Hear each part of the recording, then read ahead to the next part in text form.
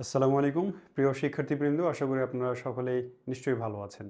আমি শাহিন স্যার আপনাদের প্রত্যেককে স্বাগত জানাচ্ছি সাধারণ জ্ঞানের আজকের ক্লাসে। আমরা একটা মহৎ জার্নিতে আছি। আমরা বাংলা, ইংরেজি, সাধারণ জ্ঞান, গণিত এই ৪টা সাবজেক্টের ২ মাসের একটা জার্নিতে আছি। কোর্স শেষ করার একটা আ অভিযানে আছি। তো আপনারা নিশ্চয়ই শুরু থেকে অনেকেই সেই ক্লাসে আছেন, সেই জার্নির সাথে আছেন এবং আজকে আমার সাধারণ জ্ঞানের ১১তম ক্লাস। ১১তম ক্লাসে আজকে আমরা রাষ্ট্রবিজ্ঞানের কিছু বিষয় নিয়ে পড়ব এবং সাথে আ ক্লাসের শেষ অংশে আরো একটি গুরুত্বপূর্ণ টপিক নিয়ে আলোচনা করব। সেটা হচ্ছে বাংলাদেশের নদ-নদী। তো আজকে মোটামুটি ২ টা গুরুত্বপূর্ণ টপিক নিয়ে আলোচনা করব। আশা করি আপনি আ ক্লাসটা মনোযোগ দিয়ে করবেন যথারীতি। এবং আ যারা এখনো এই যে আমাদের all in one question bank বইটি কিনেননি, তারা বইটি কিনে নিবেন খুব দ্রুতই। কারণ বইটা আপনার চাকরির প্রস্তুতিকে পূর্ণাঙ্গ রূপ দিতে খুব জরুরি। এই বইটি কেনার সাথে একদিকে আপনি যেমন আপনার প্রস্তুতিকে পূর্ণাঙ্গ করতে পারবেন, আপনি পরীক্ষা দেওয়ার মাধ্যমে নিজেকে যাচাই করতে পারবেন আমাদের গ্রুপে। সো আমাদের গ্রুপে পরীক্ষা দিতে হলে, আমাদের নোটসগুলো পেতে হলে অবশ্যই বইটা কিনে গ্রুপে অ্যাড হতে হবে। তো কিভাবে বই কিনবেন, কিভাবে গ্রুপে অ্যাড হবেন সেটা নিশ্চয়ই কমেন্টে দেয়া আছে, একটু দেখে নেবেন। আর যারা কিনেছেন তারা তো জানেন যে বইটা কেমন। আমরা দেখেছি অতীতে গত কয়েকদিন আগে যে পরীক্ষাটা হলো তাতে অধিকাংশ প্রশ্নই আমাদের বই থেকে কমন এসছে। সো দেরি না করে বইটি কিনে ফেলুন।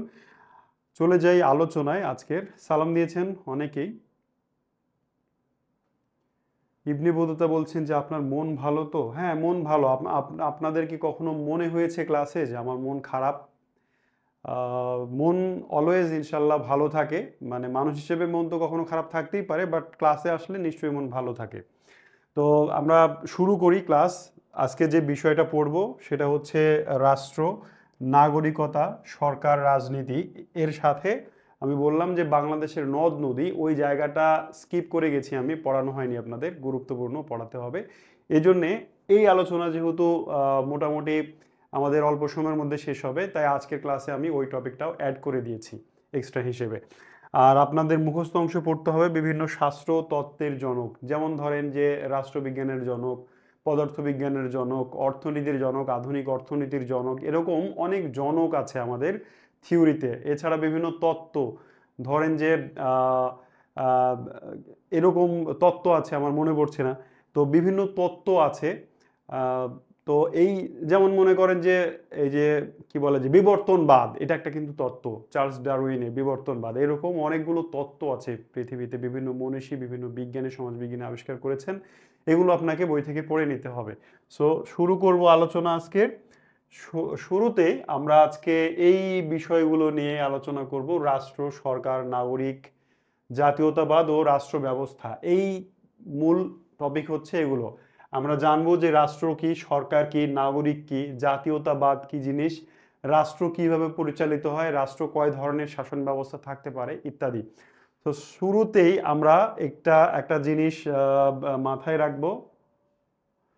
সেটা হচ্ছে যে রাষ্ট্রবিজ্ঞান, যারা রাষ্ট্রবিজ্ঞান বা পলিটিক্যাল সায়েন্সে পড়ছেন বা পড়েছেন, তারা এই জিনিসগুলো ডিপলি জানেন। তো যারা পড়েননি তাদের জন্য একেবারেই প্রাথমিক কিছু আলোচনা করব। দেখেন, রাষ্ট্রবিজ্ঞানের জনক বলা হয় অ্যারিস্টটলকে। অ্যারিস্টটল অনেক কিছুরই জনক, তার মধ্যে একটা হচ্ছে রাষ্ট্রবিজ্ঞান। তিনি গ্রিক দার্শনিক ছিলেন। এই অ্যারিস্টটল, তার একটি বই আছে, তার নাম হচ্ছে দ্য পলিটিক্স। এই বইয়ে তিনি রাষ্ট্র কি, নাগরিক কি, রাষ্ট্রের বিভিন্ন অঙ্গ সংগঠন নিয়ে তিনি বাস্তবসম্মত বৈজ্ঞানিক ব্যাখ্যা দিয়েছেন। এই জন্যে পৃথিবীতে প্রথম রাষ্ট্রের ধারণাই নিয়ে আসে গ্রিকরা। আর গ্রিসের এই মনীষী অ্যারিস্টটল, তিনি পৃথিবীতে প্রথম মানুষ যিনি রাষ্ট্র নিয়ে কথা বলেছেন, রাষ্ট্রের তাত্ত্বিক বিষয় নিয়ে আলোচনা করেছেন। এই জন্য অ্যারিস্টটলকে বলা হয় রাষ্ট্রবিজ্ঞানের জনক। কিন্তু আধুনিক রাষ্ট্রবিজ্ঞানের জনক বলা হয় নিকোলো ম্যাকিয়াভেলিকে।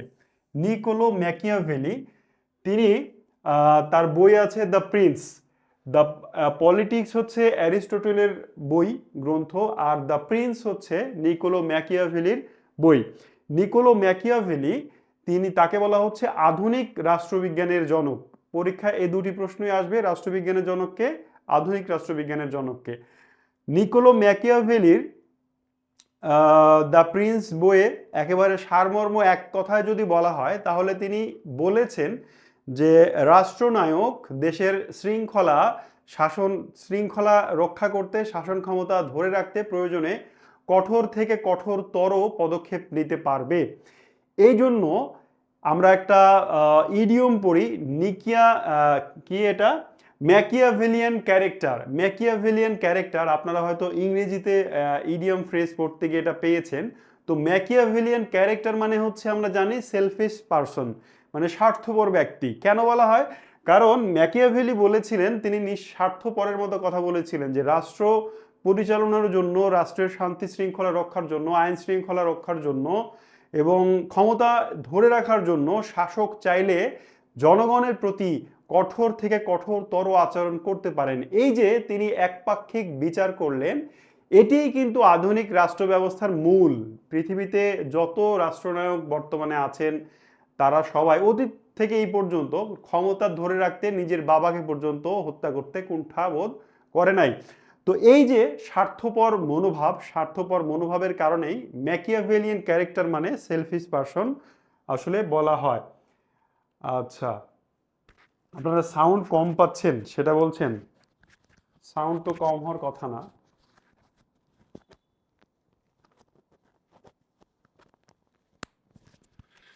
আচ্ছা, এবার আমরা দেখে নিই রাষ্ট্র কি জিনিস।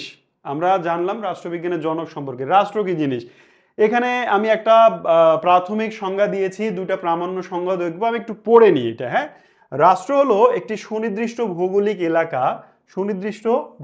এলাকা যেখানে ভৌগোলিক এলাকায় স্থায়ীভাবে মানুষ বসবাস করে, সুসংগঠিত সরকার, সর্বোচ্চ সার্বভৌম ক্ষমতা সম্পন্ন জনসমষ্টি।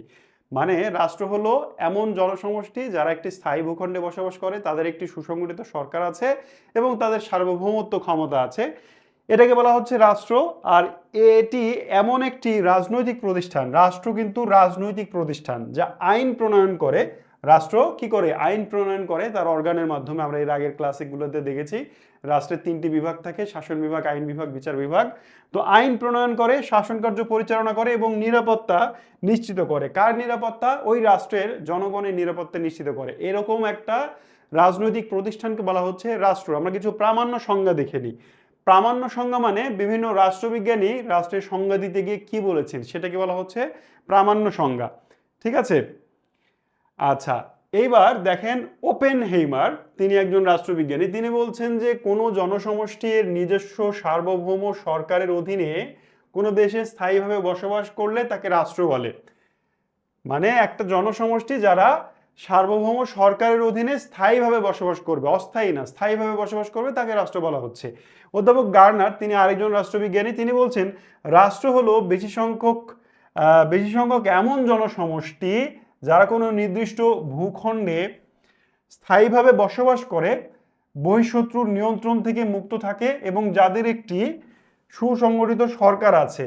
এই সরকারের প্রতি অধিকাংশ জনসমষ্টি স্বভাবতই অনুগত, তাকে রাষ্ট্র বলে।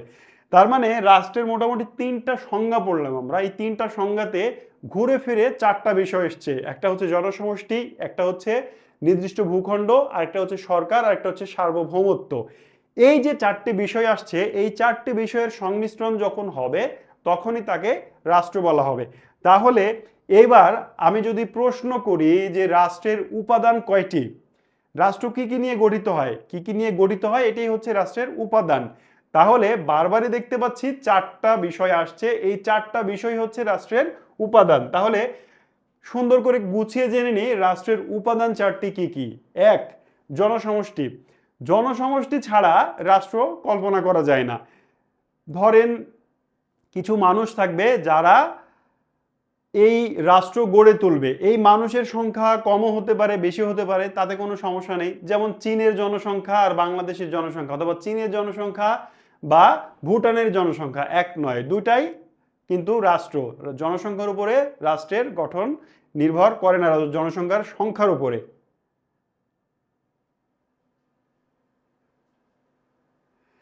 ওপেনহেইমার মানে কি? মানে শুধু পারমাণবিক বোমার জনক একজনই ওপেনহেইমার পৃথিবীতে আছে? আপনার কি তাই মনে হয়? আপনার মেধা, আপনার জ্ঞান তাই বললো যে ওপেনহেইমার খালি পারমাণবিক বোমারই জনক? এরকম স্টুপিডের মতো কেন প্রশ্ন করেন? ওপেনহাইমার নামে আর কিছু কোনো কিছু থাকতে পারে না, আর কোনো ব্যক্তি থাকতে পারে না। আচ্ছা, জনসমষ্টি। জনসমষ্টি তাহলে কি?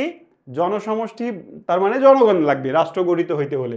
নির্দিষ্ট ভূখণ্ড, এই জনগণ বাস করবে, এই যে জনসমষ্টি থাকলো, এই যে জনসমষ্টি, এই জনগণ কি করবে? একটি নির্দিষ্ট ভূখণ্ডে বসবাস করবে, একটি নির্দিষ্ট ভূখণ্ড থাকবে। এরপর এই জনগণকে শাসন করার জন্য, তাদেরকে সঠিকভাবে পরিচালনা করার জন্য একজন সরকার থাকবেন। এরপর এই সরকারের থাকবে সার্বভৌমত্ব ক্ষমতা। এই সার্বভৌমত্ব ক্ষমতা হচ্ছে রাষ্ট্র গঠনের সবচেয়ে গুরুত্বপূর্ণ উপাদান। মনে করেন এই তিনটি একটি রাজনৈতিক প্রতিষ্ঠানের আছে, জনসমষ্টি আছে, ভূখণ্ড আছে, সরকার আছে, কিন্তু সার্বভৌমত্ব নেই, তাহলে তাকে রাষ্ট্র বলা যাবে না। যেমন ফিলিস্তিনি, সবই আছে, জনসমষ্টি আছে, নির্দিষ্ট ভূখণ্ড আছে, সরকার আছে, কিন্তু তারা রাষ্ট্র নয়, কারণ তাদের সার্বভৌমত্ব এই ক্ষমতাটা নেই।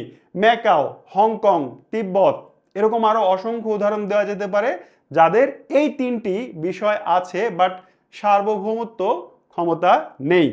এই জন্যে তারা রাষ্ট্র নয়। সার্বভৌমত্ব ক্ষমতা কি? বাংলাদেশের মুক্তিযুদ্ধের পরে স্বীকৃতি দানের বিষয়টা বলতে গিয়ে আমি বলেছিলাম যে একটা দেশ যুদ্ধ করলো, মানে শত্রুদের মোকাবেলা করলো, জয়লাভ করলো, তার মানেই তারা রাষ্ট্র নয়। অন্য দেশের স্বীকৃতি প্রয়োজন, যে হ্যাঁ আমি তোমাকে স্বাধীন দেশ হিসেবে মেনে নিচ্ছি, স্বীকৃতি দিচ্ছি। এই স্বীকৃতি দেওয়ার মাধ্যমে ওই দেশ নতুন স্বাধীনতাপ্রাপ্ত দেশের আভ্যন্তরীণ বা অন্য কোনো বিষয়ে নাক গলাবে না, হস্তক্ষেপ করবে না। এটাই হচ্ছে সার্বভৌমত্ব। সার্বভৌমত্বটা কি? সার্বভৌমত্বটা এমন বিষয় যেই ক্ষমতার কারণে, এটা একটা অদৃশ্য শক্তি, এমন একটা শক্তি যে শক্তির কারণে অন্য দেশ ওই দেশে এসে তাদের আভ্যন্তরীণ অথবা পররাষ্ট্র নীতিতে হস্তক্ষেপ করতে পারবে না, নাক গলাতে পারবে না। এই অদৃশ্য শক্তির নামই হচ্ছে সার্বভৌমত্ব বা সার্বভৌম ক্ষমতা। যখন এই চারটি বিষয়ের সংমিশ্রণ ঘটবে তখনই তাকে আমরা রাষ্ট্র বলতে পারবো। এবার আমরা একটু সামনে যাই। রাষ্ট্রের স্তম্ভ। রাষ্ট্রকে যদি একটা ঘরের সঙ্গে তুলনা করা হয় তাহলে ঘরের মিনিমাম 4টা খুঁটি লাগে। স্তম্ভ মানে কি? খুঁটি। মনে করেন আপনি একটা ঘর তৈরি করছেন, এই ঘরে অন্তত 4 কোণে 4টা খুঁটি প্রয়োজন, তাই না? তাছাড়া এই ঘর টিকবে না। তো এই যে রাষ্ট্র, সেও কিন্তু একটা প্রতিষ্ঠান, সেও একটা ঘরের মতো। তো এই রাষ্ট্রের 4টা স্তম্ভ আছে। তার মধ্যে 1 নাম্বার হচ্ছে আইন বিভাগ। আইন বিভাগ কি? এটা আমরা পূর্বের আলোচনায় জেনেছি। যে কোনো দেশের আইন বিভাগ মানে সংসদ, পার্লামেন্ট বোঝায়। এই আইন বিভাগের প্রধান কাজ হচ্ছে দেশের জন্য প্রয়োজনীয় আইন তৈরি করা, অপ্রয়োজনীয় আইন বাতিল করা, বা যেগুলো আইনে সমস্যা আছে, ত্রুটি আছে, ত্রুটিপূর্ণ আইনগুলোকে সংশোধন করা, বাজেট পাস করা ইত্যাদি কাজগুলো আইন বিভাগ করে থাকে। এরপরে হচ্ছে শাসন বিভাগ। আইন বিভাগে যে আইনটি প্রণীত হলো সে আইনটি প্রয়োগ করা, দেশ পরিচালনা করা, বৈদেশিক চুক্তি করা, তারপরে দেশের আইন শৃঙ্খলা পরিস্থিতি রক্ষা করা, এগুলো হচ্ছে শাসন বিভাগের কাজ। এরপর হচ্ছে বিচার বিভাগ। আইন বিভাগ যে আইনটি তৈরি করলো, এই আইন ওই দেশের কোনো জনগণ, নাগরিক যদি ভঙ্গ করে তাহলে তার বিচারের ব্যবস্থা করা, বিচার করা বিচার বিভাগের কাজ। এরপরে বিচার বিভাগ যে রায়টি দিল কোনো অপরাধীর বিরুদ্ধে, এই রায়টি আবার প্রয়োগ করাও শাসন বিভাগের কাজ। আরেকটি খুঁটি বা স্তম্ভ আছে রাষ্ট্রের, সেটি হচ্ছে সংবাদ মাধ্যম। এই সংবাদ মাধ্যমকে দেখেন 4 নম্বরে রাখা হয়েছে। এই জন্যে সংবাদ মাধ্যমকে ফোর্থ স্টেট অফ স্টেট মানে রাষ্ট্রের 4র্থ স্তম্ভ হিসেবে চিহ্নিত করা হয়। বলা হয় স্বাধীন মুক্ত গণমাধ্যম বা সংবাদ মাধ্যমকে। মনে করেন এই 3টি ডিপার্টমেন্ট আছে, এই 3টি ডিপার্টমেন্ট যদি কোনো কারাপশন করে, যদি কোনো অন্যায় করে, যদি কোনো অনিয়ম করে, তাহলে সেটি রাষ্ট্রের প্রকৃত মালিক যারা, অর্থাৎ জনগণ বা নাগরিক, তাদের সামনে তুলে ধরা এই গুরুত্বপূর্ণ কাজটি করে সংবাদ মাধ্যম। সংবাদ মাধ্যমকে চাপ সৃষ্টিকারী গোষ্ঠীরও অন্তর্ভুক্ত বলে মনে করা হয়। কারণ সংবাদ মাধ্যম যখন রাষ্ট্রের পরিচালকদের অন্যায়, অনাচার, দুর্নীতি, অনিয়মের কথা সামনে তুলে ধরে, এর মাধ্যমে সরকার চাপে থাকে এবং দেশকে সঠিকভাবে পরিচালনা করতে, দুর্নীতিমুক্ত থাকতে, অনিয়ম রোধ করতে সচেষ্ট হয়। এই জন্যে সংবাদ মাধ্যমকে বলা হয় রাষ্ট্রের চতুর্থ স্তম্ভ। তাহলে আপনাকে পরীক্ষায় যদি জিজ্ঞেস করে যে রাষ্ট্রের নিচের কোনটি, অথবা প্রথম জিজ্ঞেস করলো রাষ্ট্রের স্তম্ভ কয়টি, তাহলে অ্যান্সার দেব আমরা 4টি। এরপর আপনাকে জিজ্ঞেস করলো রাষ্ট্রের চতুর্থ স্তম্ভ কোনটি কাকে বলা হয়, অথবা রাষ্ট্রের নিচের কোনটি রাষ্ট্রের স্তম্ভ বা স্তম্ভ নয়, এভাবে প্রশ্ন করবে। এরপর আমরা জেনে নিব নাগরিক কাকে বলে। নাগরিক, নগর যোগ ইক প্রত্যয় যোগে, নগরের সঙ্গে ইক প্রত্যয় যোগে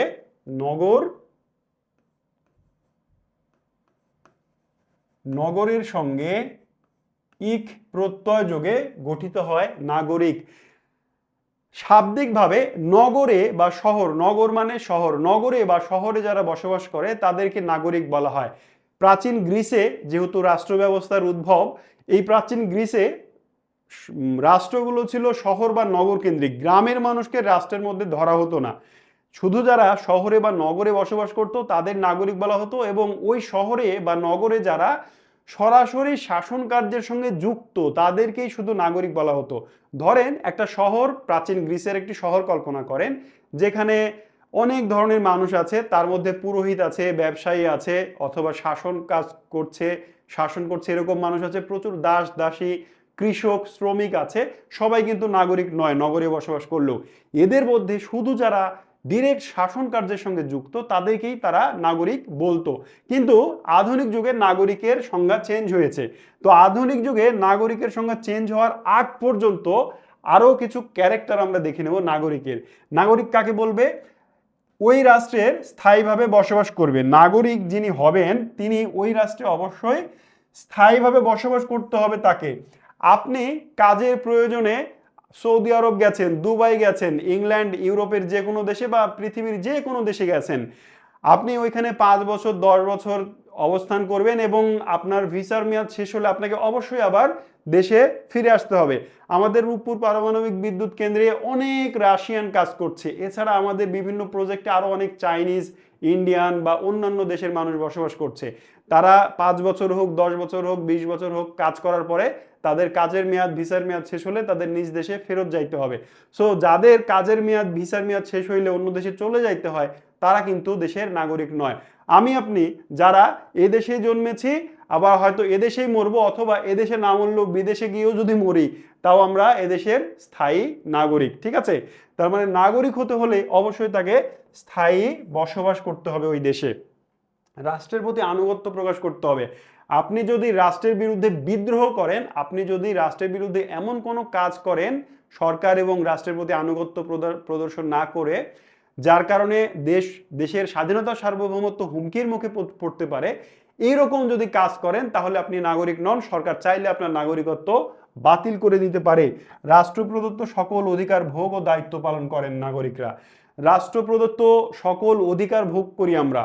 যেমন ধরেন, রাষ্ট্র আমাদের শিক্ষার অধিকার দিয়েছে, রাষ্ট্র আমাদের চাকরি করার অধিকার দিয়েছে, রাষ্ট্র আমাদের ব্যবসা করার অধিকার দিয়েছে, হ্যাঁ, রাষ্ট্র আমাদের দুর্নীতি করার অধিকার দিয়েছে, হ্যাঁ, এটা অলিখিতভাবে। তো এই যে রাষ্ট্রের যেগুলো সুযোগ সুবিধা আমরা ভোগ করছি, তাহলে আমরা নাগরিক। সাথে সাথে খালি সুযোগ সুবিধা ভোগ করলেই হবে না, দায়িত্ব পালন করতে হবে। আপনি পড়াশোনা করছেন, এই পড়াশোনা করার মাধ্যমে আপনি একদিকে যেমন সুযোগ সুবিধা রাষ্ট্রের ভোগ করছেন, আবার দায়িত্বও পালন করছেন। আপনি পড়াশোনা করে চাকরি করবেন, এবং আপনি যতই নিজের সংসার চালানোর জন্য চাকরি করেন, নিজের জীবন ধারণের জন্য চাকরি করেন, আপনি যে কাজটা করছেন ওটা কিন্তু আবার রাষ্ট্রের জন্যই কাজ হচ্ছে। এই জন্য আপনি রাষ্ট্রের দায়িত্বও পালন করেন। রাষ্ট্রের সবচেয়ে বড় দায়িত্ব নাগরিকের জন্য হচ্ছে ভোট দেয়া। মানে পৃথিবীর সংবিধানে, গণতান্ত্রিক দেশগুলোতে নাগরিকের ভোট দেওয়ার চেয়ে বড় দায়িত্ব আর কিছু নেই। ঠিক আছে? এটা সবচেয়ে বড় সোয়াবের কাজ রাষ্ট্রের মানে প্রেক্ষিতে। ঠিক আছে? তো এই ভোট যে দেয় সে কিন্তু নাগরিক, সুনাগরিকের পরিচয়ক। আচ্ছা, এছাড়া নাগরিক রাষ্ট্রের সংবিধান ও আইন দ্বারা সুরক্ষিত থাকেন এবং দেশের শাসন কার্য ও নীতি নির্ধারণে পরোক্ষ বা প্রত্যক্ষভাবে অংশগ্রহণ করেন। এই কাজগুলো যারা করেন তারাই আসলে নাগরিক। এবার আমরা আরেকটু সামনে যাই। নাগরিক ও জনগণের মধ্যে পার্থক্য কি? নাগরিক ও জনগণ আসলে এক বিষয় নয় মূলত। মানে এমনিতেই এক বিষয়, কিন্তু মানে থিওরিগতভাবে এক বিষয় নয়। কেন এক বিষয় নয় সেটা একটু দেখি। দেখেন, জনগণ এবং নাগরিকের মধ্যে প্রধান পার্থক্য হলো আইনগত স্বীকৃতি এবং রাজনৈতিক অধিকার। আইনগত স্বীকৃতি আর রাজনৈতিক অধিকার মানে কি, ওই যে বললাম রূপপুর পারমাণবিক বিদ্যুৎ কেন্দ্রে রাশিয়ার মনে করেন 1000 মানুষ এখানে কাজ করছে, তো আইনগতভাবে তারা বাংলাদেশের নাগরিক নয়, তাদের আইনগত স্বীকৃতি নেই, এজন্য তারা এদেশের নাগরিক নয়। এছাড়া রাজনৈতিক অধিকার, একটা দেশের রাজনৈতিক জনগণের রাজনৈতিক সবচেয়ে বড় অধিকার হচ্ছে ভোট প্রদান করা।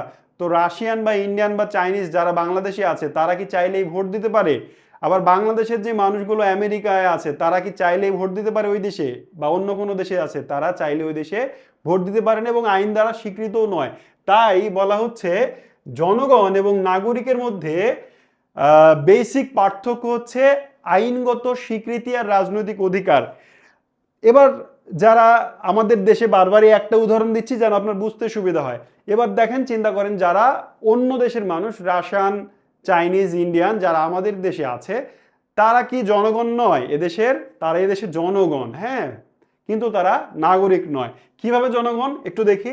জনগণ বলতে একটি রাষ্ট্রে বসবাসকারী সকল মানুষকে বোঝায়, হোক সে নাগরিক বা বিদেশি, হোক সে ভোট দিক বা বাচ্চা। আমাদের বাংলাদেশের সংবিধান অনুযায়ী 18 বছরের নিচে যারা, তারা তো ভোট দিতে পারে না, তাই না? ভোটাধিকার প্রয়োগ করতে পারে 18 বছর বয়স হলে। এবার 18 বছরের নিচে যাদের বয়স, আমাদের সন্তান, আমাদের ভাই বোন, তারা তাহলে কি নাগরিক নাকি জনগণ? তারা এই হিসাব অনুযায়ী তারা নাগরিক নয়, বরং তারা জনগণ। সো এখানে বেসিক একটা পার্থক্য বোঝা যাচ্ছে, যারা ভোট দিচ্ছে, যারা রাজনৈতিক অধিকার এবং আইনগত স্বীকৃতি আছে তারা নাগরিক, আর যারা এমনি মানে বিভিন্ন পারপাসে একটা দেশে বসবাস করছে তারা ওই দেশের সাধারণ জনগণ হিসেবে পরিগণিত হবেন। অন্যদিকে নাগরিক হলেন যে ব্যক্তি, ওই যে যেটা বললাম আসলে, আর বলবো না। এখন দেখেন আধুনিক রাষ্ট্রবিজ্ঞান আসলে এই ধারণা অ্যাকসেপ্ট করে না। আধুনিক রাষ্ট্রবিজ্ঞানের মতে সবাই যারা জনগণ, শুধু বিদেশি ছাড়া তারা সবাই নাগরিক। শুধু বিদেশি ছাড়া কেন বললাম? ধরেন এই যে যারা 18 বছরের নিচে, তারা এদেশের সকল অধিকার ভোগ করছে, তাই না? আপনি যখন স্কুল কলেজে পড়ছেন, আপনি ধরেন প্রাইমারিতে যখন পড়ছিলেন, আপনি যখন এসএসসি, অর্থাৎ 18 বছর বয়সের আগে আপনি যখন এদেশে ছিলেন, তখন কি এদেশের অধিকার ভোগ করেন নাই? দায়িত্ব পালন হয়তো ওইভাবে করেন নাই, বাট অধিকার ভোগ করেছেন, সুযোগ সুবিধা ভোগ করেছেন, সো দ্যাট আপনি নাগরিক। এই হচ্ছে আধুনিক নাগরিকতার বিষয়। এরপরে আমরা দেখব জাতীয়তাবাদ বা ন্যাশনালিজম সম্পর্কে। খুবই ইম্পর্টেন্ট একটা টপিক এটা। জাতীয়তাবাদ অনেকেই আপনারা বুঝেন না, বা অনেক মানে হায়ার এডুকেটেড মানুষও জাতীয়তাবাদ কি এটা হয়তো প্র্যাকটিক্যালি বুঝেন না। আমি আজকে বলছি, আমার ক্লাসের এই টপিকটা শোনার পরে জাতীয়তাবাদ কি এ নিয়ে আপনার মনে বিন্দুমাত্র ডাউট থাকবে না। সো একটু মনোযোগ দিয়ে শুনুন। আগে থিওরিটা পড়ে নিই, তারপরে আমি প্র্যাকটিক্যালি আপনাকে বোঝাবো জাতীয়তাবাদ কি। জাতীয়তাবাদ হলো এমন একটি আদর্শ বা চেতনা যা কোনো জাতির মানুষের মধ্যে ঐক্যবদ্ধতা, নিজস্ব সংস্কৃতি, ভাষা, ঐতিহ্য এবং স্বার্থ রক্ষার জন্য গভীর আনুগত্য, ভক্তি তৈরি করে। বুঝলেন কিছু? হয়তো অনেকেই বুঝেন নাই। একটু পরের লাইনটা পড়ি। এটি একটি রাজনৈতিক ও সামাজিক মতবাদ যার মূল লক্ষ্য হলো একটি জাতির স্বতন্ত্র অধিকার ও সার্বভৌমত্ব প্রতিষ্ঠা করা। বুঝলেন জাতীয়তাবাদ কি? যদি বুঝে যান তাহলে আর কথা বলবো না। আর যদি মনে করেন স্যার প্র্যাকটিক্যালি একটু বুঝান জাতীয়তাবাদ কি, তাহলে অবশ্যই বুঝাবো। আমি একটু বুঝাই। জাতীয়তাবাদ কয়েকটা বিষয়ের উপরে নির্ভর করে। এক হচ্ছে ভাষার ভিত্তিতে জাতীয়তা হতে পারে। হ্যাঁ, জাতীয়তাবাদের ভিত্তি আমি বলি এটাকে, আমি আমার মতো করে একটু দেখাই থিওরি বাদ দিয়ে। জাতীয়তাবাদের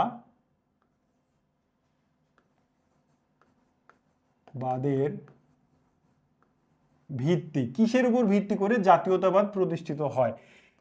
এক, ভাষা। দুই, ধর্ম। তিন, বর্ণ। চার, সমাজ। হ্যাঁ, পাঁচ, সংস্কৃতি। আরো দু চারটা বিষয় থাকতে পারে। মূলত এই কয়েকটা বিষয়ের উপরে ভিত্তি করে, ডিপেন্ড করে জাতীয়তাবাদ তৈরি হয়। জাতীয়তাবাদ আসলে একটি চেতনার নাম। আমি এই পাশে এভাবে একটু লিখি, তাহলে বুঝতে ভালো হবে। জাতীয়তাবাদ একটি অনুভূতির নাম। হ্যাঁ, জাতীয়তাবাদ মূলত এক ধরনের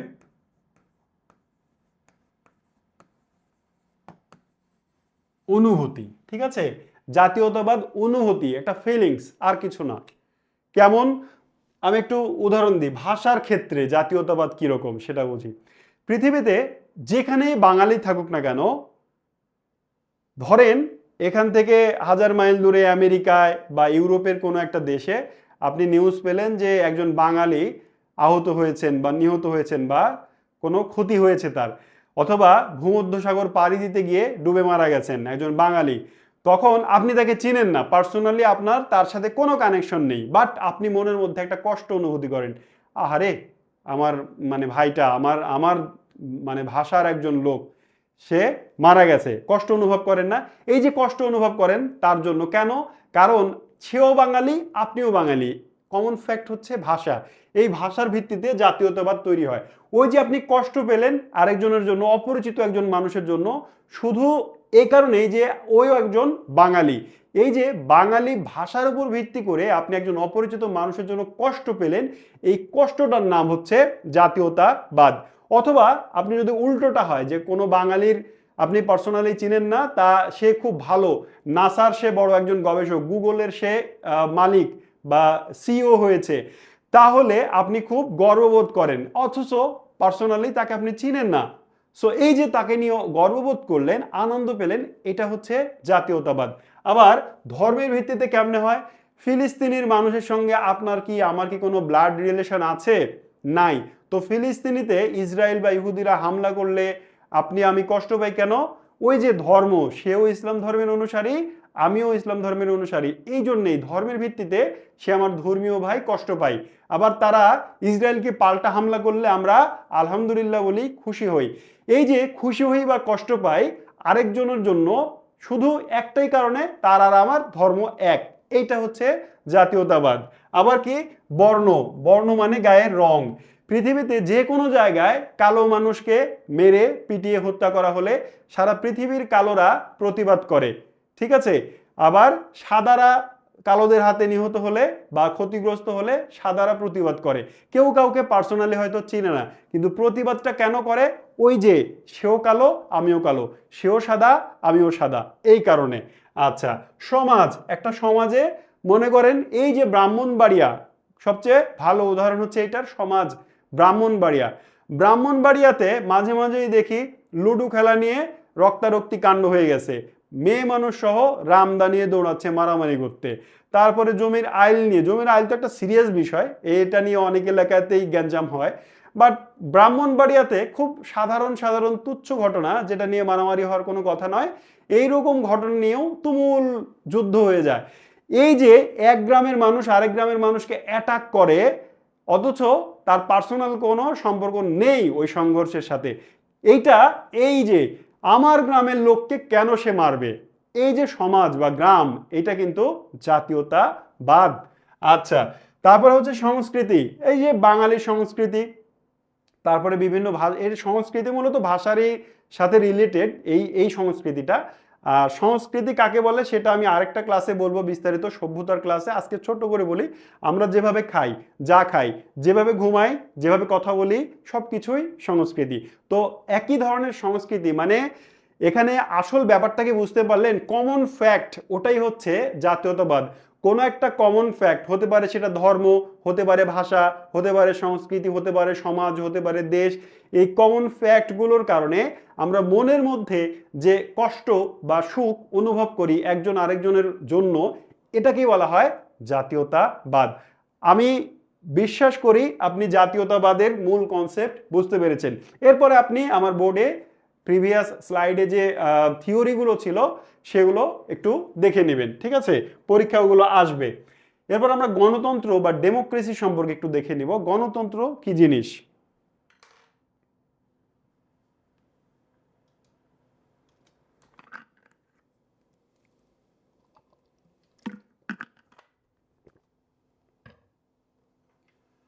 হালিমা আক্তার বলছেন বুঝি নাই। কি বুঝেন নাই হালিমা আক্তার? জাতীয়তাবাদ কি সেটা বুঝেন নাই? যদি না বুঝেন এই ভিডিওটা আবার দেখবেন।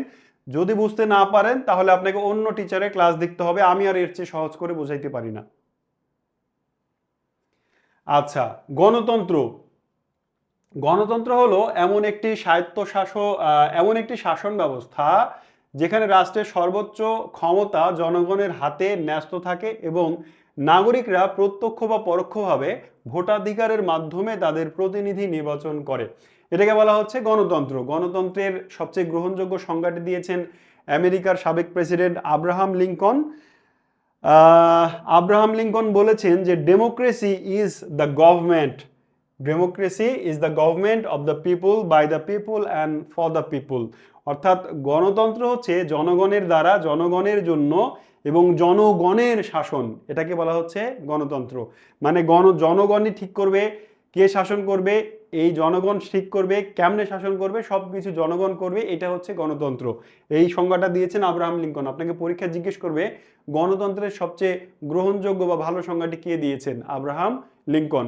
তো গণতন্ত্র আসলে আমরা মানে প্র্যাকটিক্যালি বুঝি যে গণতন্ত্র হচ্ছে এমন একটি শাসন ব্যবস্থা যেখানে জনগণ সাধারণত ভোটের মাধ্যমে শাসক নির্বাচিত করেন 5 বছর বা নির্দিষ্ট সময়ের জন্য। নির্দিষ্ট সময় পর জনগণ আবারও নতুন সরকার বা পুরাতন সরকারকে পুনর্নির্বাচন করতে পারে। মূলত এই গণতন্ত্র এর সাথে যে আর্থিক ব্যবস্থাটা বিদ্যমান সেটা হচ্ছে পুঁজিবাদী ব্যবস্থা। তো পুঁজিবাদী ব্যবস্থা গণতান্ত্রিক রাষ্ট্রগুলোতে চালু আছে। পুঁজিবাদী ব্যবস্থায় সরকারকে ট্যাক্স দিয়ে, ইনকামের ট্যাক্স দিয়ে যত ইচ্ছা সম্পদ অর্জন করা যায়, সম্পদ সেভ করা যায়। ঠিক আছে, তো এই হচ্ছে গণতন্ত্র। আচ্ছা, হালিমা আক্তার বলছেন যে এখন বুঝতে পারছি। আচ্ছা, ধন্যবাদ, আমি খুবই খুশি হলাম যে আপনি বুঝতে পেরেছেন। আচ্ছা, মানে মনে হচ্ছে যে আমি অবশেষে সার্থক হলাম মানে বুঝাইতে। যাই হোক, তাহলে দেখেন গণতন্ত্র এইটার ডেফিনেশন আসলে দেওয়ার মনে হয় না প্রয়োজন আছে আর। গণতন্ত্র আমরা সবাই বুঝি, কারণ আমরা গণতান্ত্রিক দেশে বাস করি। গণতন্ত্রের বিভিন্ন রূপ আমরা দেখেছি, দেখছি, আরো দেখব। এরপর আমরা একটা জিনিস আরেকটা খেয়াল করি, গণতান্ত্রিক রাষ্ট্রে রাষ্ট্রপ্রধানের ক্ষমতা লাভের পদ্ধতি অনুসারে সরকার দুই ভাগে বিভক্ত। মানে কিভাবে সরকার ক্ষমতা লাভ করছে এর উপর ভিত্তি করে দুই ভাগে বিভক্ত করা যায়। একটা হচ্ছে নিয়মতান্ত্রিক রাজতন্ত্র। নিয়মতান্ত্রিক রাজতন্ত্রে রাজা বা রানী ক্ষমতা প্রাপ্ত হন উত্তরাধিকার সূত্রে। মানে রাজার ছেলে বা রাজার মেয়ে রাজা হবেন, এটাই হচ্ছে উত্তরাধিকার সূত্র। বর্তমান পৃথিবীতে শুধু ব্রিটেনে, ইউনাইটেড কিংডম বা ব্রিটেনে শুধু এই সম্ভবত শুধু ব্রিটেনেই এই ব্যবস্থা চালু আছে। রাজ পরিবারের সদস্যরা বংশানুক্রমিক রাজা বা রানী হন। এটাকে বলা হচ্ছে নিয়মতান্ত্রিক রাজতন্ত্র। আপনাকে যদি বলে নিচের কোন দেশটিতে নিয়মতান্ত্রিক রাজতন্ত্র চালু আছে, তাহলে অপশনে যদি ব্রিটেন, ইংল্যান্ড, ইউকে, যুক্তরাজ্য এই অপশনগুলো থাকে তাহলে অবশ্যই এটিই পূরণ করবেন। ঠিক আছে, দ্বিতীয়টি হচ্ছে প্রজাতন্ত্র। গণতান্ত্রিক রাষ্ট্রে যখন রাষ্ট্রপ্রধান প্রত্যক্ষ বা পরোক্ষ জনগণের ভোটের দ্বারা নির্বাচিত হন, তখন এই সরকারকে বলা হচ্ছে বা এই সরকার ব্যবস্থাকে বলা হচ্ছে প্রজাতন্ত্র। আমাদের বাংলাদেশে যেমন, পৃথিবীর অধিকাংশ দেশেই, পৃথিবীর প্রায় সকল গণতান্ত্রিক দেশে এই পদ্ধতিতেই সরকার নির্বাচিত হন। এই জন্যে বাংলাদেশকে বলা হয়, বাংলাদেশের নাম হচ্ছে গণপ্রজাতন্ত্রী বাংলাদেশ। বাংলাদেশের সাংবিধানিক নাম কিন্তু বাংলাদেশ নয়, বাংলাদেশের সাংবিধানিক নাম হচ্ছে the People's Republic of Bangladesh, যার বাংলা হচ্ছে গণপ্রজাতন্ত্রী বাংলাদেশ। তার মানে বাংলাদেশের সরকার ব্যবস্থা গণপ্রজাতন্ত্রী ব্যবস্থা। ঠিক আছে, আচ্ছা, তাহলে আমরা বুঝতে পারলাম সরকার ব্যবস্থা। আমরা কিন্তু একে একে অনেকগুলো টপিক পার করে প্রায় এই টপিকের শেষের দিকে চলে এসেছি। রিয়াল খান বলছেন যে স্যার আপনার বোঝানোর স্টাইলটা অন্যরকম। আচ্ছা, অনেক ধন্যবাদ, অনেক ধন্যবাদ। দেখি এরপরে আমাদের কি আছে, সমাজতন্ত্র।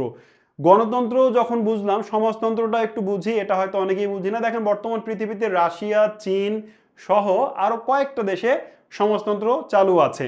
তো এই সমাজতন্ত্রটা কি? সমাজতন্ত্র হচ্ছে সোশিয়ালিজম। এটি এমন একটি আর্থিক ও রাজনৈতিক মতাদর্শ। সমাজতন্ত্র শুধু একটি মানে রাষ্ট্র পরিচালনায় রাজনৈতিক ব্যবস্থা না, এটি মূলত একটি আর্থিক ব্যবস্থাও। তো এমন একটি মতাদর্শ যেখানে উৎপাদনের উপকরণ সমূহ, যেমন কলকারখানা, জমি, খনি, এগুলো তো উৎপাদন করে, তাই না? এগুলোর ব্যক্তিগত মালিকানা থাকে না। আমাদের বাংলাদেশে কি দেখেন, বাংলাদেশে বড় বড় যদি কোম্পানির নাম বলি, প্রাণ, আরএফএল, আকিস গ্রুপ বা অন্যান্য যে কোম্পানিগুলো আছে, তালুকদার ইত্যাদি, হাতিল ফার্নিচার, তো এই কোম্পানিগুলো মালিক কি সরকার? না, ব্যক্তি বা প্রতিষ্ঠান, বেসরকারি প্রতিষ্ঠান। তো গণতান্ত্রিক দেশে যেমন সম্পদের মালিক ব্যক্তি হয়, সরকারও হয়, এটা হচ্ছে গণতান্ত্রিক ব্যবস্থার মিশ্র অর্থনীতি ব্যবস্থা। একটু অর্থনীতির ওইখানে যাই। পুঁজিবাদী ব্যবস্থায় মানে বাংলাদেশের প্রেক্ষাপটটা শুধু পুঁজিবাদীই নয়, বরং এখানে মিশ্র অর্থনীতি আছে। বাংলাদেশের কথা বলছি।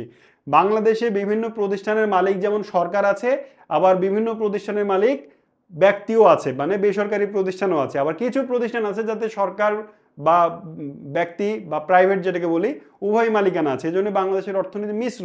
কিন্তু সমাজতান্ত্রিক ব্যবস্থায় কোনো সম্পদের মালিক, কলকারখানা, জমি বা কোনো খনির মালিক কোনো ব্যক্তি হবে না, সব হবে সরকারের, রাষ্ট্রের। যৌথভাবে সমাজ বা রাষ্ট্র দ্বারা মালিকানা নিয়ন্ত্রিত হয়ে থাকে। এই ব্যবস্থায় মূল লক্ষ্য হলো ব্যক্তির মুনাফা অর্জনের পরিবর্তে সমাজের প্রয়োজনে উৎপাদন করা এবং অর্থনৈতিক বৈষম্য দূর করে সমাজের সুষম বন্টন নিশ্চিত করা। গণতান্ত্রিক ব্যবস্থার একেবারে বিপরীত ব্যবস্থা হচ্ছে সমাজতান্ত্রিক ব্যবস্থা। মানে এদের মূল একটা স্লোগান হচ্ছে মানে কেউ খাবে কেউ খাবে না তা হবে না। পুঁজিবাদী ব্যবস্থায় দেখবেন যার টাকা আছে সেই শুধু টাকার মালিক হচ্ছে। এই যে তেলের দাম বেড়ে যাচ্ছে, গ্যাসের দাম বেড়ে যাচ্ছে, বিদ্যুতের দাম বেড়ে যাচ্ছে, এইগুলোর মালিকানা যে কোম্পানিগুলো, তাদের রাতের মধ্যে, মুহূর্তের মধ্যে, সেকেন্ডের মধ্যে হাজার হাজার কোটি টাকার রেভিনিউ আসছে। প্রক্ষান্তরে যারা আমরা ভোক্তা, যারা স্বল্প আয়ের মানুষ, যারা নিম্নবিত্ত, যারা প্রান্তিক মানুষ, তারা গরিব থেকে গরিবতর হচ্ছে। ধরেন একজন মানুষ 20,000 টাকা বেতনের চাকরি করে, সে 20,000 টাকা দিয়ে কোনো রকম টেনে টুনে সংসার চালাইতো, কালকেই সকালে সয়াবিন তেলের দাম লিটারে 10 টাকা বেড়ে গেল, তাহলে তার ইনকাম কিন্তু 1 পয়সাও বাড়লো না। তারপরে জ্বালানি তেলের দাম বেড়ে গেল, গ্যাস বিদ্যুতের দাম বেড়ে গেল, বা গাড়ি ভাড়া বেড়ে গেল, প্রত্যেকটা খাবার মানে খাদ্যদ্রব্য বা নিত্য প্রয়োজনীয় দ্রব্যের দাম বেড়ে গেল, কিন্তু ওই মানুষটার 20,000 টাকার জায়গায় 20,001 টাকা বেতন হলো না। তো আগেই যে টেনে টুনে চালাচ্ছিল সংসার, এখন তার কি অবস্থা? আরো খারাপ অবস্থা। এইভাবে পুঁজিবাদী ব্যবস্থায় সম্পদশালীরা শুধু সম্পদশালীই হয়, তাদের টাকার পাহাড়ি জমতে থাকে, আর যারা গরিব তারা আরো গরিব হতে শুরু করে। এটা হচ্ছে পুঁজিবাদী ব্যবস্থার মানে ভিন্নতম একটা দিক, যেটা সমাজতান্ত্রিক ব্যবস্থা এই সিস্টেম নেই, কারণ ব্যক্তিগত মালিকানা নেই। তো এই হচ্ছে আমাদের সমাজতন্ত্র বা সোশিয়ালিজম। এরপরে আমরা দেখব বিকল্প সরকার বলে একটা টার্ম, বিকল্প সরকার। সরকার তো দেশ চালায়, যাদেরকে আমরা ভোট দিয়ে নির্বাচন করি তারা দেশ চালায়, কিন্তু বিকল্প সরকার বলতে আসলে বিরোধী দলকে বোঝায়। আপনাকে পরীক্ষায় জিজ্ঞেস করবে গণতন্ত্রে বিকল্প সরকার বলতে কি বোঝায়। বিকল্প সরকার মানে বিরোধী দল। কেমনে তারা বিকল্প সরকার? বিকল্প সরকার এভাবেই যে সরকার যদি কোনো ভুল ডিসিশন নেয়, ধরেন বাংলাদেশ তিস্তা মহাপরিকল্পনা নিয়ে চীনের সঙ্গে চুক্তি করছে, অথবা চট্টগ্রাম বন্দর নিয়ে আমেরিকার সঙ্গে চুক্তি করছে। এইবার সরকার এটা চুক্তি করবে, বিরোধী দল কিন্তু কোনো দেশের সঙ্গে চুক্তি করতে পারে না, ঠিক আছে, কারণ তারা দেশ চালাচ্ছে না, কিন্তু তারা সংসদের প্রধান মানে বিরোধী দল। এখন মনে করেন বাংলাদেশ আমেরিকার সঙ্গে চট্টগ্রাম বন্দর নিয়ে এমন একটি চুক্তি করছে যেটা বাস্তবায়িত হলে বাংলাদেশ দীর্ঘমেয়াদী খারাপ ফল ভোগ করবে, আমাদের ক্ষতি হবে। এবার বিরোধী দল যারা আছে তারা এর তীব্র প্রতিবাদ জানাবে, আন্দোলন গড়ে তুলবে প্রয়োজনে, এভাবে সরকারকে তারা সঠিক রাস্তায় চলতে বাধ্য করবে। এই জন্যে বিরোধী দলকে বলা হচ্ছে মানে বিকল্প সরকার। যে দেশে বিরোধী দল, গণতান্ত্রিক ব্যবস্থা, যে দেশে বিরোধী দল যত শক্তিশালী, সে দেশের শাসন ব্যবস্থা তত ভালো, তত স্বচ্ছ, তত দুর্নীতিমুক্ত। আর যে দেশের বিরোধী দল দুর্বল, আমরা এর আগে বাংলাদেশে দেখেছি পকেটে পুরে রাখা বিরোধী দল, বিরোধী দলীয় নেত্রী আমরা এরকমও দেখেছি সংসদে দাঁড়িয়ে বলছেন, মাননীয় প্রধানমন্ত্রী আমাকে বলে দেন আমি সরকার দলের নাকি বিরোধী দলের, এরকমও কথা আমরা দেখেছি আমাদের জীবনেই, তাই না? তো এইটা হচ্ছে যদি ওই রকম বিরোধী দল হয় মেরুদণ্ডহীন, তাহলে দেশ ভালোভাবে পরিচালিত হবে না, সেটা ভালো কিছু বয়ে আনবে না দেশের জন্য। তো এই হচ্ছে বিকল্প সরকার, যা আছে একটু পড়ে নিন দুইটা লাইন। আমরা মোটামুটি আমাদের এই টপিক শেষ করে ফেলেছি। এবার পরের টপিকে যাব, যেখানে আমরা বাংলাদেশের নদ নদী নিয়ে পড়ব, এবং এটা খুবই খুবই গুরুত্বপূর্ণ একটা টপিক, ঠিক আছে? এতক্ষণ যা পড়লাম আমার স্লাইড থেকে পড়বেন, বই থেকে কিছু প্রশ্ন পড়ে নেবেন, ওইখান থেকে খুব বেশি প্রশ্ন হয় না, আমি স্লাইডে যা রেখেছি মোটামুটি ওগুলো পড়লেই চলবে। আর বই থেকে ওই চ্যাপ্টারের প্রশ্নগুলো, একটু প্রিভিয়াস প্রশ্নগুলো প্র্যাকটিস করে নেবেন, তাহলে দেখবেন ওখান থেকে সব কমন পাচ্ছেন। তো এইবার এইবার যেটা বলবো সেটা হচ্ছে বাংলাদেশের নদ নদী। বাংলাদেশের নদ নদী, এই যে ছবিটা দেখতে পাচ্ছেন স্লাইডে, এটি আমি all in one question bank থেকে নিয়েছি এবং এটি আমারই করা। অল ইন ওয়ান কোশ্চেন ব্যাংকে যে সুন্দর ম্যাপগুলো দেখছেন পাচ্ছেন, এগুলো আমার বিশ্বাস আপনি বাজারে প্রচলিত অন্য ম্যাপগুলোতে একসাথে শুধু প্রয়োজনীয় এই জিনিসগুলো পাবেন না। প্রচুর তথ্য আছে হিজিবিজি, যেগুলো আপনার মাথায় থাকবে না। আমি এখানে 5টি ম্যাপ করেছি। এই ম্যাপগুলোতে শুধু ওই তথ্যগুলোই দিয়েছি যেগুলো আপনার মনে রাখা দরকার। এক্সট্রা কোনো তথ্য দিয়ে আমি তথ্যের ভারে ভারাক্রান্ত করি নাই, আবার ভাইটাল কোনো তথ্য বাদও দিই নাই। সো আমার মনে হয় যে এটি মানে ভালো একটি কাজ হয়েছে। সো সবাই যারা এই বইটি হাতে পেয়েছেন তারা এই ম্যাপগুলো ভালো করে আয়ত্ত করবেন, আর যারা বইটি কিনেননি কিনে নেন, অন্তত এই ম্যাপগুলোর জন্য হলেও আপনার এই বইটি কেনা উচিত। ঠিক আছে, যারা এই ম্যাপটা দেখেছেন, যারা ম্যাপ বুঝেন, তারা বুঝবেন যে আসলে ম্যাপগুলো কত ভালো হয়েছে। আপনি বাংলাদেশের নদ নদী সম্পর্কে অসংখ্য ম্যাপ পাবেন অনলাইনে, অফলাইনে, বাজারে, কিন্তু এরকম ম্যাপ পাবেন না আপনি, আমি চ্যালেঞ্জ করে বলছি।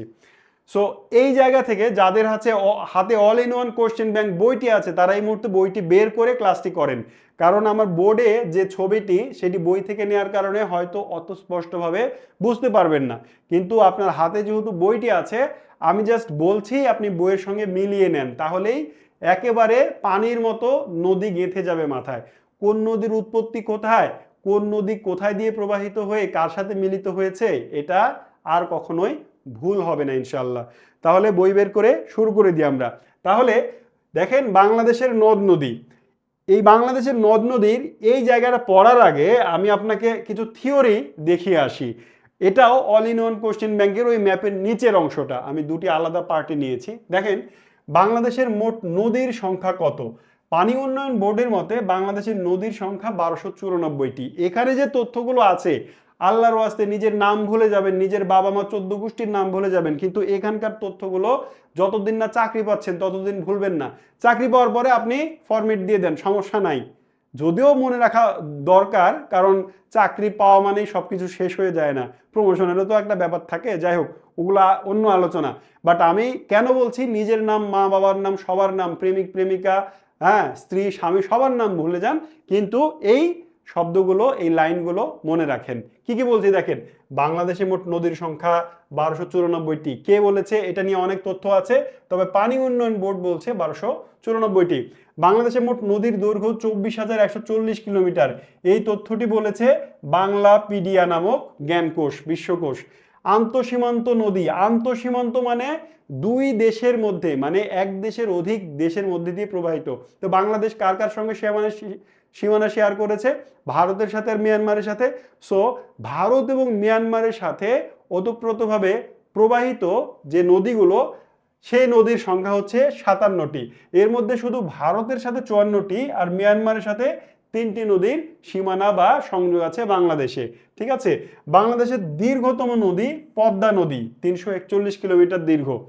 আর বাংলাদেশের গভীরতম বা প্রশস্ততম যদি বলে, তাহলে অ্যান্সার হবে মেঘনা। কোনো কোনো বইয়ে আপনি পেতে পারেন এখনো, ব্যাকডেটেড কিছু বইয়ে, যে বাংলাদেশের দীর্ঘতম নদী মেঘনা। যেখানে দেখবেন বাংলাদেশের দীর্ঘতম নদী মেঘনা, যদি বইটা পুরাতন হয় তাহলে তথ্যটি আপডেটেড না, আর যদি বইটি নতুন হয় তাহলে তারা ভুল ব্যাখ্যা দিয়েছে। অবশ্যই অবশ্যই এবং অবশ্যই বাংলাদেশের দীর্ঘতম নদী হচ্ছে পদ্মা নদী, 341 কিলোমিটার দীর্ঘ। এটা বাংলাদেশ পানি উন্নয়ন বোর্ড এবং নদী গবেষণার যৌথ কি বলে বিবৃতি। তো একটা মানে ব্যাপার বলি, কেন মেঘনাকে দীর্ঘতম নদী বলা হবে না আর কেন পদ্মাকে দীর্ঘতম নদী বলা হবে, এর একটা যৌক্তিক কারণ বলি। আমরা একটু পরে নদীগুলোর উৎপত্তি আর পতন দেখব, সেখানে আমরা দেখব মেঘনা নদীর উৎপত্তি হয়েছে ভৈরব বাজারে, সুরমা কুশিয়ারার মিলনের পরে কালনী নদী হয়েছে, কালনী নদী ব্রহ্মপুত্রের সঙ্গে মিলার পরে মেঘনা নাম ধারণ করেছে। একটু ওই ম্যাপটাতে যাই আসলে এই থিওরিটা বোঝানোর জন্য। দেখেন এটা মেঘনা নদী, মেঘনা নদীর উৎপত্তি হচ্ছে বলা হচ্ছে আসামের লুসাই পাহাড়ে। তো আসামের লুসাই পাহাড় থেকে যে নদীটি উৎপত্তি হলো, আসামের লুসাই পাহাড় থেকে একটা নদী উৎপত্তি হয়ে বাংলাদেশে আসছে। বাংলাদেশে ঢোকার আগে বাংলাদেশে ঢোকার আগ পর্যন্ত আসামের লুসাই পাহাড় থেকে উৎপন্ন হয়ে বাংলাদেশের সীমানা অতিক্রম করার আগ পর্যন্ত ওই নদীটার নাম হচ্ছে বরাক নদী। বাংলাদেশে ঢুকে এই বরাক নদী দুই ভাগে ভাগ হয়ে গেল, নিজেদের মধ্যে মনে করেন গন্ডগোল করছে, ঝগড়া করে দুই ভাগে ভাগ হয়ে একটা সুরমা নামে সিলেটের পাশ দিয়ে প্রবাহিত হয়েছে, আরেকটা সিলেটের দক্ষিণ অঞ্চল দিয়ে কুশিয়ারা নামে প্রবাহিত হয়েছে। কিছু দূর যাওয়ার পরে দুজনের মনে হয়েছে যে অনেক তো গ্যাঞ্জাম হলো, এবার আবার দুজন এক জায়গায় হয়ে যায়। এবার এই সুরমা এবং কুশিয়ারা আজমিরিগঞ্জে এসে এই দুইটা নদী এক জায়গায় হয়ে গেছে। এক জায়গায় যখন হয়ে গেছে তখন তাদের নাম আর সুরমা বা কুশিয়ারা নেই, তখন তাদের নাম হয়ে গেছে কালনী।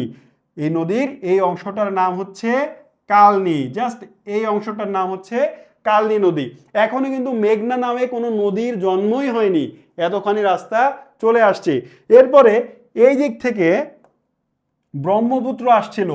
ব্রহ্মপুত্রের উৎপত্তি এই সাথে দেখেন আমার ম্যাপ, নদীর উৎপত্তি পতন আমি কিন্তু আর নতুন করে পড়াবো না, ব্রহ্মপুত্র নদীর কথা কাছে যাচ্ছি। আমি আসলে আপনাকে বোঝাতে চাচ্ছি মেঘনা বাংলাদেশের দীর্ঘতম নদী কিনা, এটা বোঝাতে গিয়ে মেঘনা নদীর উৎপত্তি কিভাবে হলো সেটা বলছি।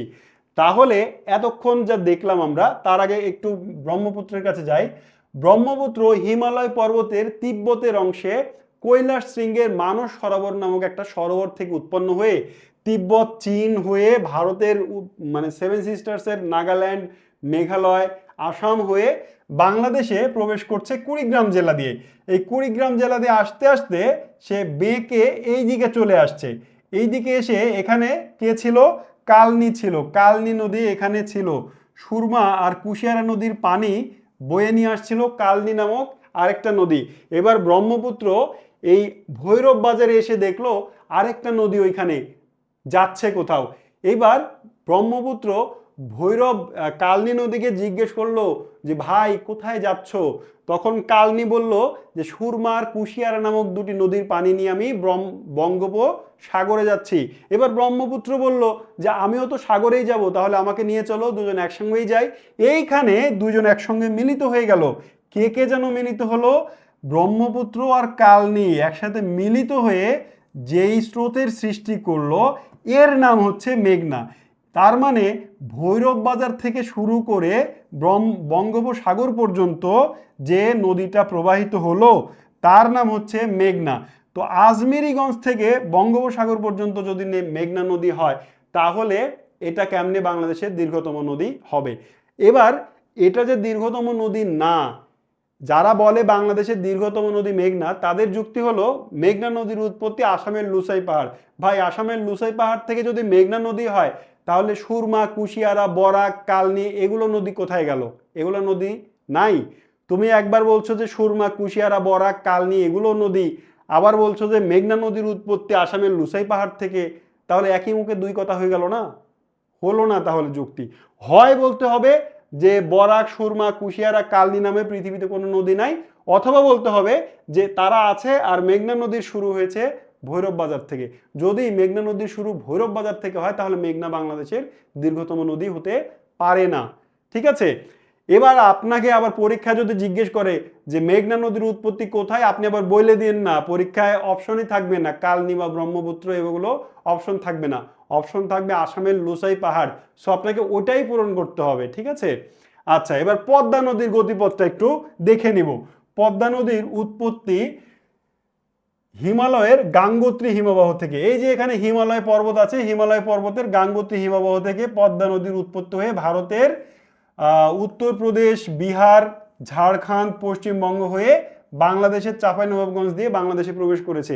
এরপরে রাজশাহী, কুষ্টিয়া, পাবনা, রাজবাড়ী, ফরিদপুর এই জেলাগুলো অতিক্রম করে পদ্মা নদী সামনে এগিয়েছে এবং এইখানে মেঘনা নদী যমুনা নদীর সঙ্গে পদ্মা মিলিত হয়েছে গোয়ালন্দ ঘাটে। গোয়ালন্দ নামক জায়গায় পদ্মা আসতেছিল, আস্তে আস্তে দেখে ওই উপর দিক থেকে আরেকটা নদী দৌড়াইতে দৌড়াইতে এসে বলতেছে দিদি দাঁড়াও, পদ্মাবতী দিদি দাঁড়াও। তো এ পদ্মা দাঁড়াইলো, দাঁড়ায় দেখে ওই পাশে একজন নদী ছুটে আসতেছে। জিজ্ঞেস করলো কে রে তুই? তখন বললো আমি যমুনা, আমি বঙ্গোপসাগরে যাব, আমাকে নিয়ে চলো। এবার যমুনার জল নিয়ে পদ্মা আরো সামনে আগালো। আগাইতে আগাইতে সামনে গিয়ে দেখে ওইখানে আরেকটা হেভি মোটা সোটা কালো একটা নদী। এবার ওই নদীকে পদ্মা জিজ্ঞেস করলো দিদি তোমার নাম কি, কোথায় যাচ্ছ? তখন ও বলল আমার নাম মেঘনা, আমার পেটের মধ্যে অনেকগুলো নদীর পানি আছে, আমার পেটের মধ্যে বরাক, সুরমা, কুশিয়ারা, কালনী, ব্রহ্মপুত্র এতগুলো নদীর পানি নিয়ে আমি বঙ্গোপসাগরে পৌঁছে দিতে যাচ্ছি, তুমি যাবে নাকি আমার সাথে? পদ্মা বলল হ্যাঁ যাব। এবার ঘটনাটা ঘটেছিল চাঁদপুরে, তার মানে পদ্মা আর মেঘনা মিলিত হয়েছিল চাঁদপুরে, চাঁদপুরে মিলিত হয়ে মেঘনা নামেই তারা বঙ্গোপসাগরে যায়। দুইটা নদীর উৎপত্তি শেষ হয়ে গেল। এই পদ্মা নদী রাজশাহী চাঁপাইনবাবগঞ্জে যেখানে বাংলাদেশে ঢুকেছে ওখান থেকে শুরু করে চাঁদপুর পর্যন্ত এর দৈর্ঘ্য 341 কিলোমিটার। এটাই হচ্ছে বাংলাদেশের দীর্ঘতম নদী। আর এতগুলো নদীর পানি নিয়ে যেহেতু মেঘনা একা একাই সমুদ্রে যাচ্ছে, এই জন্য মেঘনার পেট অনেক মোটা, এই জন্যে মেঘনা বাংলাদেশের প্রশস্ততম এবং গভীরতম নদী। ঠিক আছে, আচ্ছা এরপরে আরো কিছু নদী দেখি, যেমন যমুনার কথা যদি বলি, যমুনা নামে আগে কোনো নদী ছিল না। 1787 সাল, সালটা মনে রাখেন, আপনার বইয়ে দেখেন ওখানে 1787 লেখা আছে। অনেকে হয়তো বুঝেন না যে এখানে 1787 লেখা আছে কেন। হ্যাঁ সেটাই বলছি, 1787 সালে একটা বড় ভূমিকম্প হয়েছিল। এই ভূমিকম্পের ফলে এই যে ব্রহ্মপুত্র নদী তিব্বতের কৈলাস শৃঙ্গের মানস সরোবর থেকে উৎপন্ন হয়ে আসছিল ময়মনসিংহ জামালপুরের ভিতর দিয়ে মেঘনার কাছে গেল, ওই ব্রহ্মপুত্র নদীর পেট ফেটে গেল, পেট ফেটে পানি বের হয়ে এই দিকে এসে নতুন একটা নদীর সৃষ্টি হলো, তার নাম হচ্ছে যমুনা।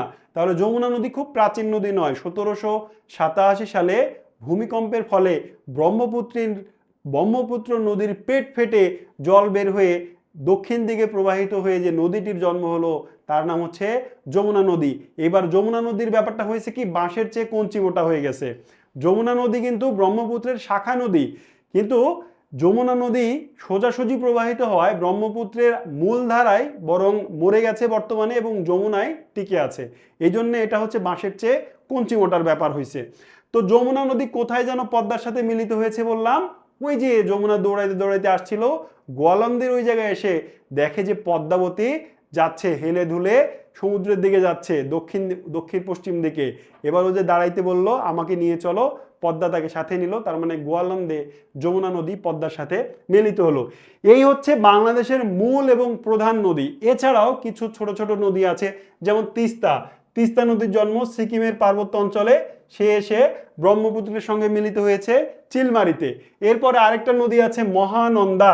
আচ্ছা, মহানন্দা নদী ভারতের মধ্যে উৎপন্ন হয়ে বাংলাদেশে এসছে, আবার ভারতে গেছে, আবার বাংলাদেশে এসছে, এভাবে পদ্মা নদীর সঙ্গে মিলিত হয়েছে চাঁপাইনবাবগঞ্জে। তারপরে করতোয়া, আত্রাই, এই নদীগুলো উত্তর দিক থেকে এসে যমুনা নদীতে মিলিত হয়েছে। আবার পদ্মা থেকে গড়াই, মধুমতি, ভৈরব, কপোতাক্ষ, আড়িয়াল খাঁ, এরকম অনেকগুলো শাখা নদীর জন্ম হয়েছে।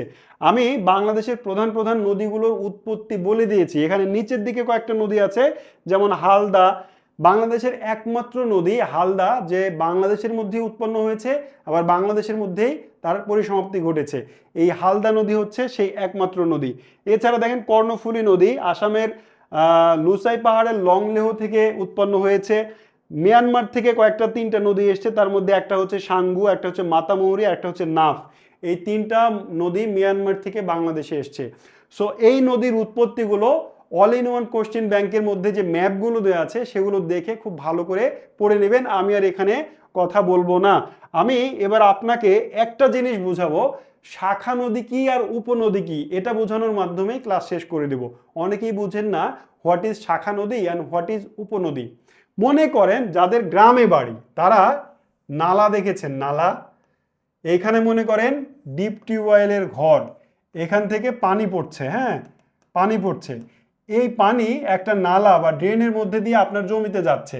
এবার জমিতে যাইতে যাইতে আপনার মানে নালা যদি কোনো দুর্বল অংশ থাকে, ফাটল থাকে, তাহলে আপনার জমিতে পৌঁছানোর আগেই, এই পানিটা আপনার জমিতে পৌঁছানোর আগেই এই নালা ফেটে নতুন ধারা, নতুন নালার সৃষ্টি হয়, পানি নিচের দিকে যাইতে থাকে। এই যে নিচের দিকে যাইতে থাকলো, এই নালার পানি কোত্থেকে আসছে বলেন তো? এইখান থেকে আসছে, এই নালা থেকে এখান থেকে আসছে। তাহলে এটাকে বলা হচ্ছে মূল, এটাকে কি মূল নালা বললাম। আর এটা হচ্ছে ওখান থেকে শাখা হলো না, শাখা তৈরি হলো।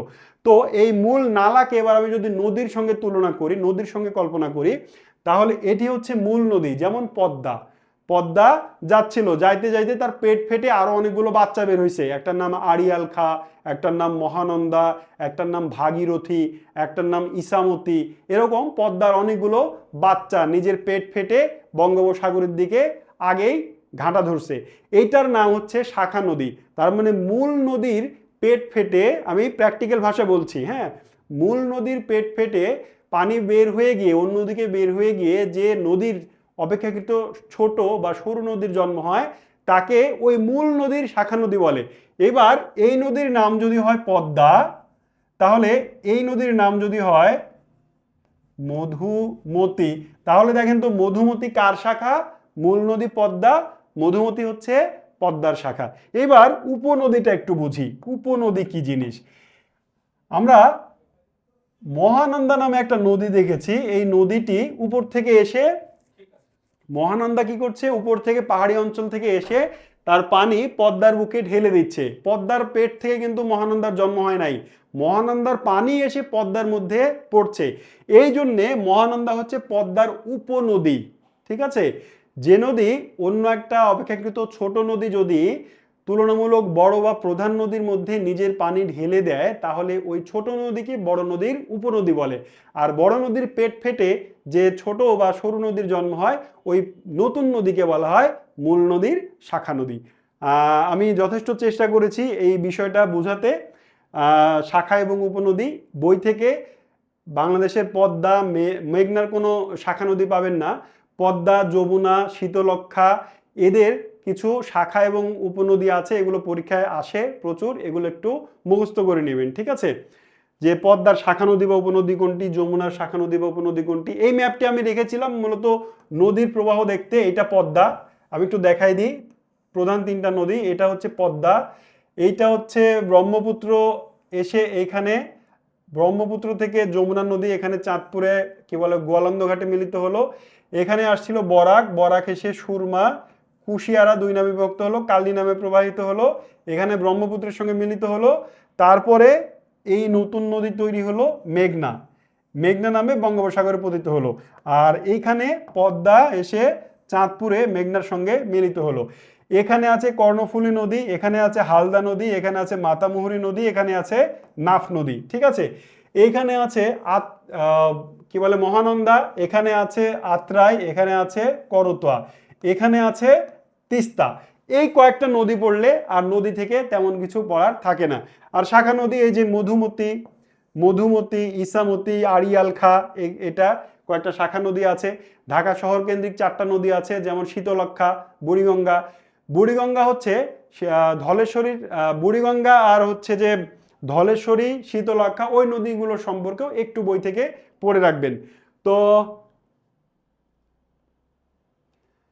স্যার জব সলিউশন কোনটা কিনবো? আপনি আমাদের all in one question bank এটা অবশ্যই কিনবেন। এটার পাশাপাশি মানে চাকরি ভিত্তিক যদি পড়তে চান তাহলে অন্য যে কোনো একটা কিনতে পারেন। ঠিক আছে, আচ্ছা, তবে অবশ্যই অল ইন ওয়ান এটা আপনাকে সাথে রাখতে হবে, কারণ এখানে প্রিভিয়াস 4000 এমন প্রশ্ন আছে যেগুলো মানে সবচেয়ে গুরুত্বপূর্ণ এবং যেগুলো ভবিষ্যতেও আসবে। ঠিক আছে, এটি অবশ্যই মাস্টার কপি হিসেবে আপনি সাথে রাখবেন, আর পাশাপাশি হেল্পিং হ্যান্ড হিসেবে অন্য একাধিক বই আপনি রাখতেই পারেন, কারণ বই কিনে কেউ দেউলিয়া হয় না, তাই না? চাকরি পেতে হলে, ভালো করে পড়াশোনা করতে হলে অনেক বই প্রয়োজন। আচ্ছা, এই হচ্ছে বাংলাদেশের নদ নদী। আমি আপনাকে এই তথ্যগুলো দেখাচ্ছিলাম, এই তথ্যগুলো আসলে অলরেডি বলা হয়েছে, আরেকবার এই নিচেরগুলো বলে নিই। বাংলাদেশের নদীগুলোর মধ্যে দীর্ঘতম পথ পাড়ি দিয়েছে ব্রহ্মপুত্র।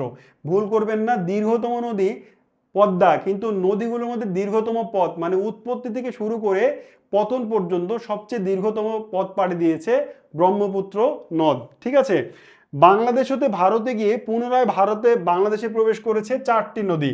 একটি হচ্ছে আত্রাই, আরেকটা হচ্ছে পুনর্ভবা, আরেকটা হচ্ছে ট্যাঙ্গন, আরেকটা হচ্ছে মহানন্দা। মনে রাখবেন আপুটা মহান, এই বাক্যটা মনে রাখবেন, আপুটা মহান, আপুটা মহান। এই আ মানে আত্রাই, পু মানে পুনর্ভবা, টা মানে টাঙ্গন, মহান মানে মহানন্দা।